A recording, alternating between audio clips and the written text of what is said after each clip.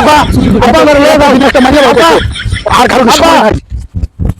আব্বা খালা আমার লয়ে যান মরার পুলারে কইলাম যে আমার লগে কচুর পানাটা একটু সাফ কর পুরাটা জমির ভিতরে মাছ চাষ করবো হ্যাঁ খালি কই খালি বিয়া করা দাও খালি কই বিয়া করা দাও এই পোলা পারলে আসি বড় যন্ত্র নাই কই যে গেছে হয় আইতাছে দেখা যায় আব্বা আব্বা কিসে ক কিসে ক আব্বা এবার আমার একটা বিয়া করাইতেইব কাম করস কইটি আর তুই যে বিয়া করবি বিয়ে এবারে এই সিজনের বিয়ে হইতো না কইছিলাম যে কচুরি পানাটি সাফ কর মাছ চাষ করবো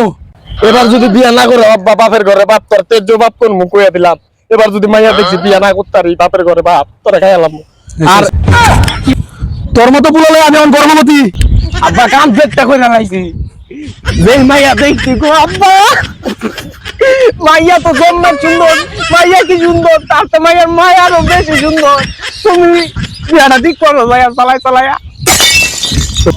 কষ্টি বাবা তুই তুই আমার আগে কইতি না কেরাই কচুরি পানা সাফ করে মাইয়ার বাড়ি কই আমি ওখানে দিতেছি বলে সুন্দর মাইয়া দিছে আমার বলো সুন্দর আব্বা আব্বা আমার লয়ে যাও একটা মাইয়া বাবা আর কারণ সময় নাই আব্বা খালান আমার লয়ে যান ও আব্বা খালান আব্বা দাঁড়াও ও আব্বা দাঁড়াও আল্লাহ গো আল্লাহ এ সুধীর ভাই রে